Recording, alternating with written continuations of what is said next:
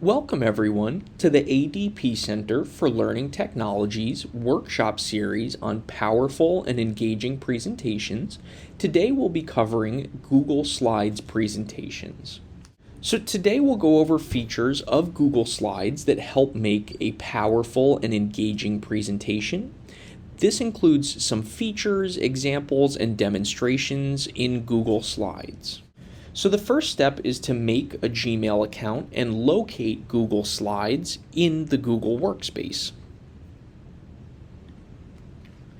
Moving forward, we'll look at selecting, customizing, and building templates, inputting content, and presenting your final product. So next we'll start with a project or a template.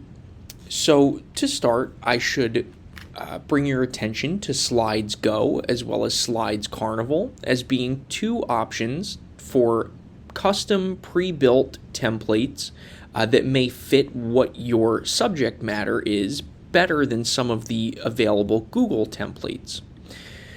Some of the Google templates would include portfolios, photo albums, lookbooks, and other templates that are very similar. So after choosing a template, we can look at building some components of this template. So one aspect of this would be Theme Builder.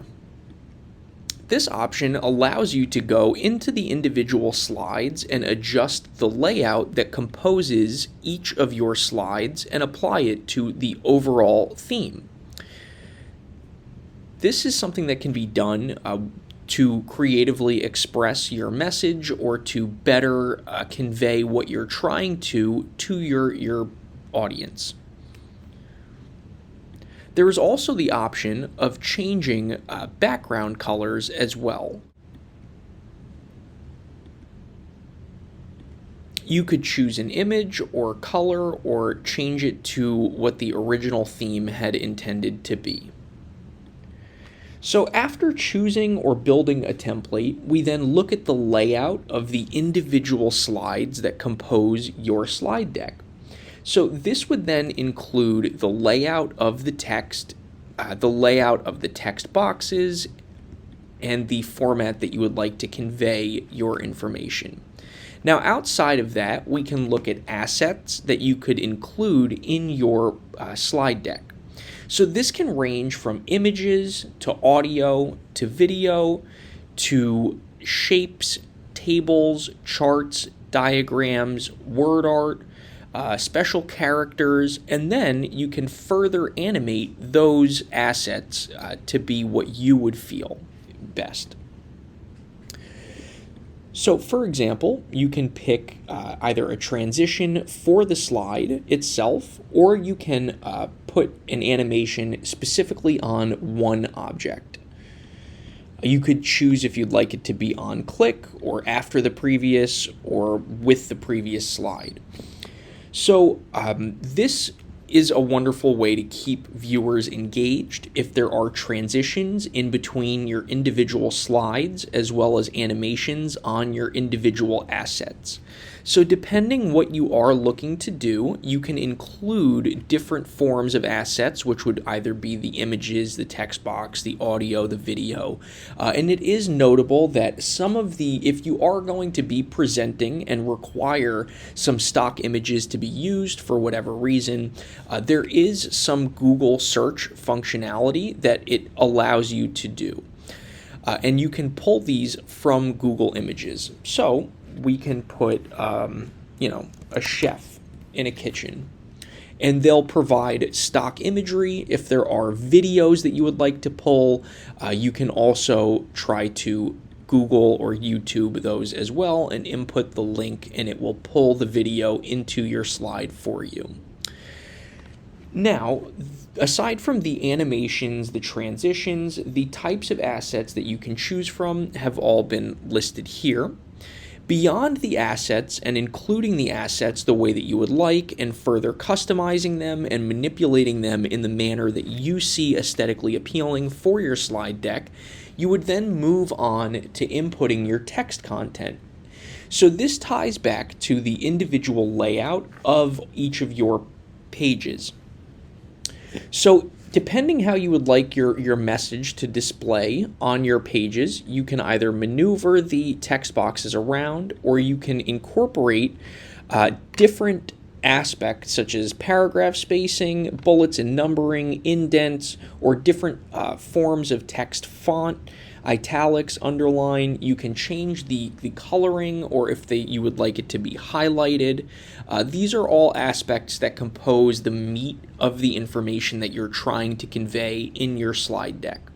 So after you've chosen a theme, customized a theme, picked the colors that you would like, and then you've incorporated your assets, whether it's clip art, word art, images from Google, videos from YouTube, personal pictures, you then move on to inputting the text-based information into your slide deck.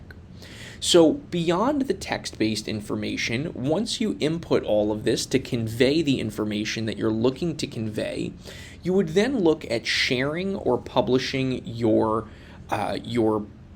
final presentation. So the way that this would look is that you would either choose to download a file or invite an editor into your Google project. So by clicking File, it gives you the option to either download your slide deck in a number of different formats. If you would like to keep the slide deck format of transitioning between PowerPoints, you would use the .pptx format. You can also email this file or share it to other collaborators. If you would like to publish to the web as well, you can receive a publicly accessible link that you can send to viewers to cycle through your slide deck.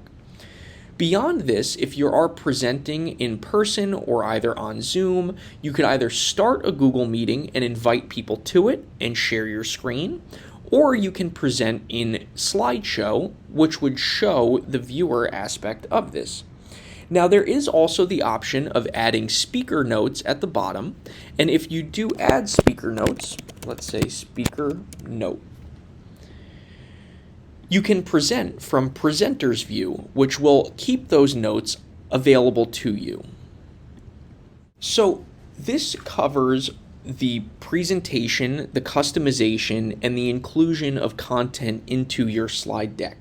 In our next Google Slides workshop, we'll be covering some more intermediate level customization along with the use of Google extensions in accordance with Google Slides. If you do have any questions or if you need any further individualized assistance, you can always book an appointment with me through the ADP Center's website, which would be adpcenter.org. And you can click Schedule an Appointment with either myself or another team member. If you do have any other questions, please feel free to email adpcenter@montclair.edu with any further or individualized questions that you have. Thank you for attending our workshop, and we look forward to having you at others in the future.